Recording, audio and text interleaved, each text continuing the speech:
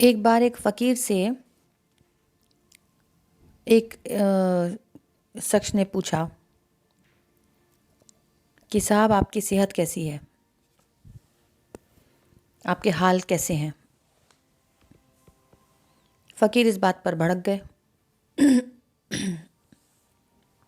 उन्होंने कहा, अरे पागल, तुझे ये भी नहीं पता कि मैं शाश्वत हूँ, मैं ये शरीर नहीं, और बीमारियाँ शरीर को लगती हैं, बीमारियाँ शरीर को हो सकती हैं, मुझे नहीं। शरीर पैदा होता है, जवान होता है, फिर बूढ़ा और फिर मर जाता है। न मैं जन्मा, न जवान होऊंगा, न बूढ़ा और न मरूंगा। मैं तो शाश्वत हूँ, मैं तो सदा स्वस्थ हूँ, और मैं तो स्वयं से कभी रत्ती भर भी इधर उधर नहीं होता। मैं तो अपने भीतर केंद्रित हूँ। मैंने तो अपना घर पा लिया, वहीं विराजमान हूँ। मैं एक आत्मा हूँ जो न जलती है, न कटती है, न मरती है। न मैं ये शरीर हूँ और न मन हूँ। तुम भी जागो।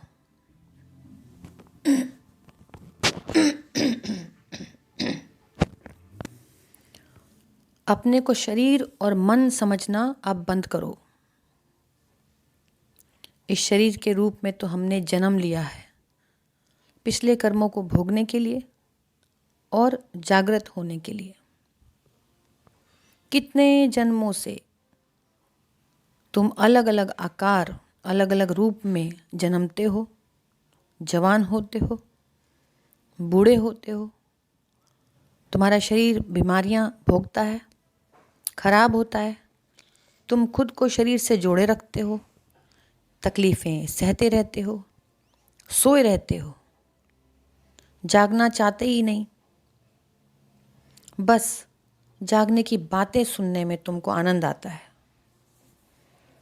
और सुनी हुई बातों का ज्ञान बांटने में मज़ा आता है। सुनकर तुम्हें जो ज्ञान मिलता है, उस ज्ञान को बटोर के तुम अपने पास रखते हो, और फिर तुम उसका गाना गाने लगते हो कि मेरे गुरु हैं, कि मेरे गुरु ने ये कहा, कि मेरे गुरु ने वो कहा, कि मैंने ये किया, कि मैंने वो करा, कि हम तो रोज़ भजन करते हैं, हम तो रोज़ ध्यान करते हैं, 2-2 घंटे करते हैं। भाई अच्छी बात है, बिल्कुल 2-2 घंटे ध्यान करते होंगे, बिल्कुल सुमिरन करते होंगे, बिल्कुल गुरु की बात मानते होंगे। अभी मैं एक सवाल करना चाहूँगी आप सबसे। आप ज़रा अपने भीतर झांको, शांत भाव से झांको। देखो, अहम को एक तरफ रख के झांकना। आप ही की परीक्षा है और आप ही का फ़ायदा है इसमें। तो शांति से बैठ जाओ, अपने भीतर झांको, और सिर्फ ये देखो कि क्या कभी क्रोध आता है। छोटी छोटी बातों पे गुस्सा आ जाता है क्या? दूसरी बात, किसी की बात से या किसी की हरकत से आपका मन अशांत होता है, तकलीफ़ महसूस होती है, किलसते हो, बड़बड़ाते हो अंदर ही अंदर। तीसरी बात, क्या तुम बात बात पर परेशान हो जाते हो? छोटी छोटी बातें तुमको बिना वजह परेशान कर देती हैं, चिंतन मनन में लग जाते हो। चौथी बात, क्या अभी भी अपने दुखों का कारण या दुखों की जिम्मेदारी जो है वो आप लोगों को और परिस्थितियों को देते हो? उसका कारण आप लोगों को और परिस्थितियों को बताते हो। पांचवी बात, क्या अपने मकान, दुकान, परिवार, इन सब से अभी भी आपका मोह बाकी है? अगर इन सब बातों का जवाब हाँ है, तो ध्यान लगाना अभी बाकी है। स्वयं को जानना भी अभी बाकी है। अभी दलदल में ही हो। अभी स्वयं को, ये शरीर और अपने मैं को आप स्वयं मानते हो कि ये आप हो।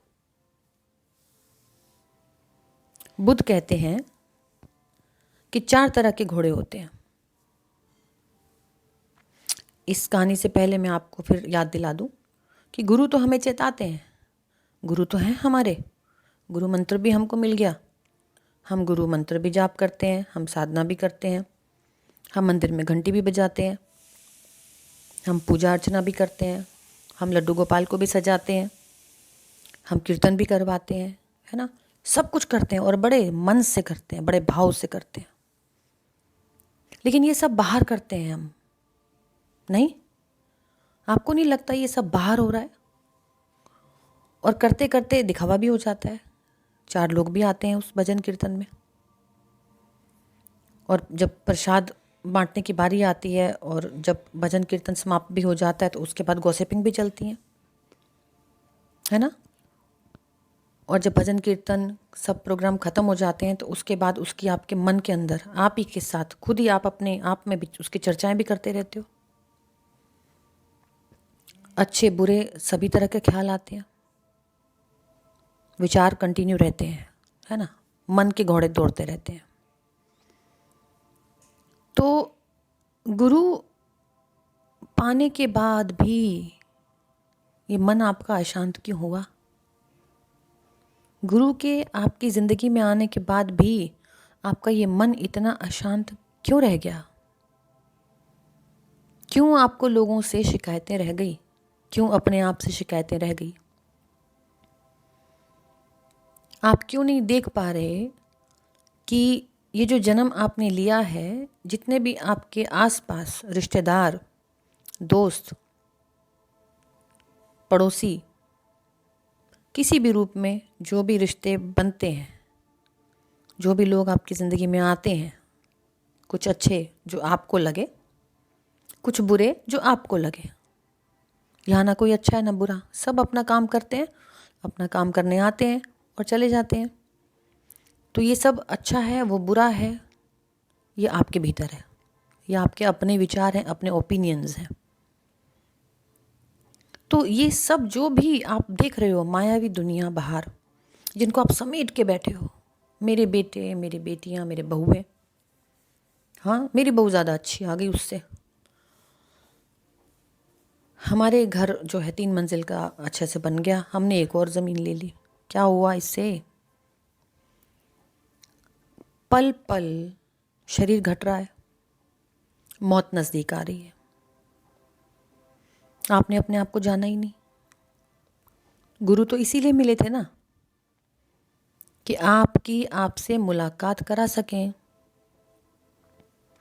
आपने तमाम दुनिया के लोगों से मुलाकातें कर ली, तमाम संसार आपको घूमने को मिल गया, आप लंदन, अमेरिका, कनाडा हर जगह घूमते हो, हिंदुस्तान की या किसी भी आप जिस भी देश के वासी हो उस देश में हर जगह घूमते हो और तृप्ति प्राप्त करते हो कि भाई हमने तो 4 धाम की यात्रा भी कर ली। क्या अपने अंदर स्वयं यात्रा की? वो यात्रा तो जन्मों से बाकी है, न जाने कितने जन्म आपने बर्बाद कर दिए। उसकी यात्रा क्यों नहीं करते हो? उसकी यात्रा करने के लिए तो आपको भीतर जाना पड़ेगा, और भीतर जाने के लिए आपको ये जो 4 घोड़ों की मैं कहानी बताने जा रही हूँ, इनमें से ये देखना पड़ेगा कि आप कौन से घोड़े हो। तो सुनिए, बुद्ध कहते थे 4 तरह के घोड़े होते हैं। एक घोड़ा जिसे जितना भी मारो पीटो, जितना मारोगे जितना पीटोगे वो उतना ही चलेगा, बस जितना मारो बस उतना ही थोड़ा बहुत चलता है। दूसरा घोड़ा मार पड़ते ही चलता है और फिर रुकता नहीं। तीसरा घोड़ा जिसे मार की जरूरत ही नहीं पड़ती, सिर्फ कोड़े की आवाज़ भर से उसको कोड़े की सटाक की आवाज़ सुनाई देनी चाहिए। आवाज़ सुनाई जैसे ही पड़ी तो वो दौड़ता है। उसके लिए कोड़े की आवाज़ काफ़ी है। चौथा घोड़ा, ये वो शानदार घोड़े होते हैं जिन्हें कोड़े की साया काफ़ी है, उसकी शैडो काफ़ी है, बस कोड़े की छाया दिखनी चाहिए। ये अति उत्तम और सर्वोत्तम घोड़े कहलाते हैं। अब आप इनमें से कौन से हैं, आपको खुद को पहचानना है। वो जो जितनी मार पड़ती है बस उतना ही दौड़ते हैं। साधना की बात चल रही है, यहाँ ध्यान की बात चल रही है। गुरु मिले, गुरु ने मंत्र दिया, गुरु ने साधना सिखाई, गुरु ने भीतर जाने का रास्ता बताया। अब वो अंदर बैठा आपका इंतज़ार कर रहा है और आप बाहर की दुनिया में मस्त हैं और अपने ज्ञान का भंडार जो है वो लोगों में बांटते हैं और अपने हम की पूर्ति करते हैं कि मैं ज़्यादा ज्ञानी, तुझे क्या पता, मेरा गुरु है, मुझे सब मालूम है। वो तो दिव्य ज्योति भी दिखा देते हैं, मेरे गुरु ने तो चमत्कार भी दिखाए हुए हैं और मेरी ज़िंदगी में तो बहुत चमत्कार हुए हैं। उनकी मुझ पर बहुत बड़ी प्रेम है, बहुत बड़ा आशीर्वाद है। वो मुझे दर्शन देते हैं, कभी रोशनी के रूप में दिख गए, कभी किसी रूप में दिख गए। हो गया, सब बाहर हो रहा है, सब इल्यूजन है, सब मन का वहम है। जिस दिन वो दर्शन दे देंगे, जिस दिन आप खुद साक्षात्कार कर लोगे, उस दिन ये बातें खत्म हो जाएंगी। उस दिन आनंद, परम आनंद, परम आनंद में आप खो जाओगे। कहाँ आपके पास इतनी हिम्मत होगी कि आपकी ज़बान आपका साथ दे पाए। आप बोल ही नहीं पाएंगे, आप तो खो जाएंगे उस आनंद में। तो ये 4 घोड़ों में से आपको पहचानना है कि आपको गुरु की मार पड़ती है या वक्त की मार पड़ती है। फिर आप खिसकते हैं थोड़ा, चलो भाई साधना कर ली, फिर खुशियाँ आ गई ज़िंदगी में, आप फिर मगन हो गए संसारी दुनियादारी चीज़ों में। या आप दूसरा घोड़ा हो कि मार तो पड़ी आप पे, कोई ना कोई किस्सा हुआ आपकी ज़िंदगी में और आपने दौड़ना शुरू किया और फिर आप रुके नहीं। यानी कि मार पड़नी लाजमी थी, बिना मार पड़े आप नहीं दौड़ना चाहते थे अध्यात्म की दुनिया में। या आप तीसरा घोड़ा हो जिसको मार की ज़रूरत ही नहीं है, सिर्फ कोड़े की आवाज़ यानी कि गुरु की आवाज़ पड़ी और बस आप दौड़ पड़े। या आप अति उत्तम घोड़े हो कि सिर्फ उसका एहसास और आप मगन। ये आपको पहचान करनी है अपनी। अभी भी वक्त है, आप सही सलामत हैं, जिंदा हैं। ईश्वर ने आपको 2 हाथ पैर दिए हुए हैं, शरीर अभी सलामत रखा हुआ है। बीमारियों से भी घिर गए हो तो कोई बात नहीं, आप अपने भीतर जाओ, साधना करो, सब ठीक हो जाएगा। ये शरीर, ये काया उस आध्यात्मिक शक्ति से अपने आप ठीक हो जाती है। अब साधना कैसे करें? सुबह आप जितनी जल्दी उठ सकते हैं उठें।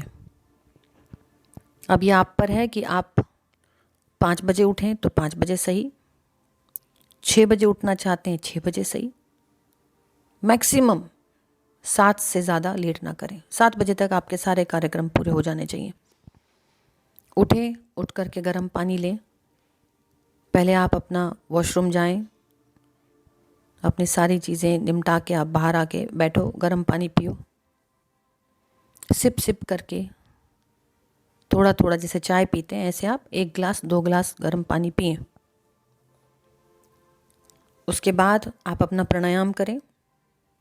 प्राणायाम की वीडियो आपको यूट्यूब पे मिल जाएगी। कुछ ब्रीदिंग एक्सरसाइजेज हैं वो आप करें, उसमें मुश्किल से मुश्किल 10 मिनट लगते हैं। वो सारी एक्सरसाइजेज आपके मन को, चित्त को शांत करेंगी और आपको ध्यान साधना में मदद करेंगी। उसके बाद आप आराम से अपना आलती पालती लगा के एक कोने में बैठ जाएं और अपनी डीप ब्रीदिंग एक्सरसाइज शुरू कर दें।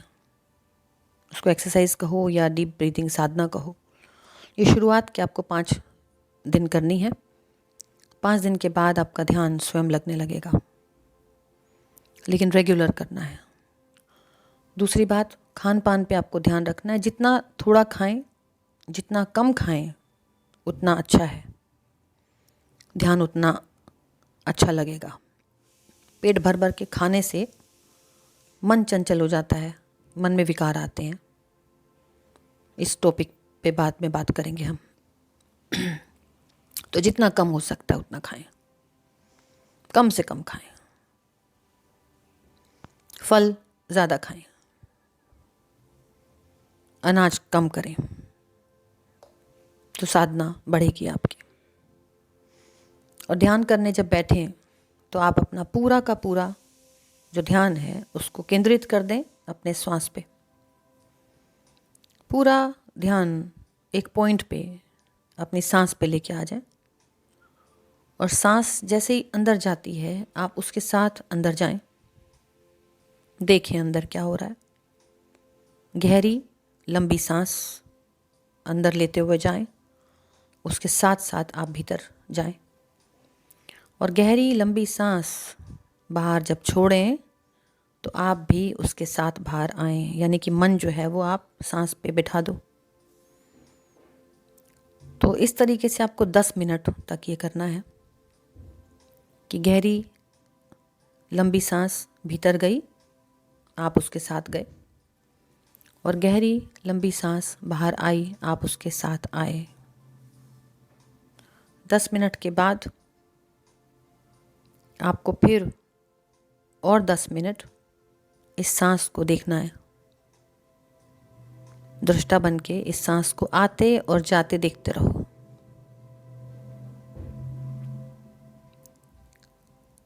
इस तरीके से आपको आधा घंटा पूरा करना है। 10-10 मिनट के बाद आप एक गहरी सांस लेके रुक सकते हो, फिर 10 मिनट, और उसके बाद फिर 10 मिनट। तो आधा घंटा कम से कम आप करें। शुरुआत में आप 10 मिनट से शुरू कर सकते हैं, फिर 20 मिनट पे ले आएं, और फिर 30 मिनट पे ले आएं। ये आप सुबह के वक्त करना शुरू करें। और सुबह जब आपकी आँख खुलती है तो आँख खुलते के साथ ही आप अपनी सांस पे आ जाएं, और सांस जितनी गहरी ले सकते हैं, जितनी डीप सांस को लेना और छोड़ने की प्रक्रिया कर सकते हैं वो चालू कर दें। सांस जितनी गहरी होगी आपकी, उतना आपके बॉडी के जितने विकार हैं अंदर के वो ख़त्म होंगे, मिटेंगे।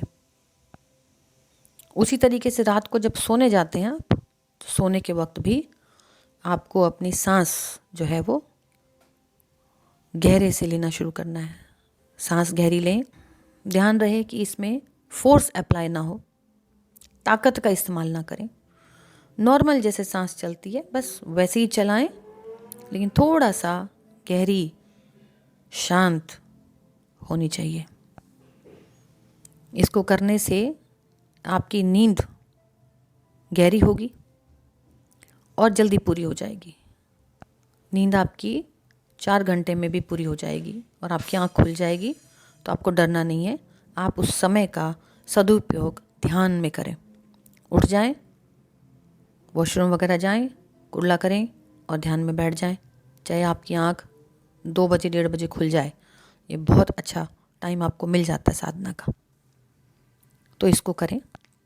बाकी हम अगली सेशन में चर्चा करेंगे। शिवोम।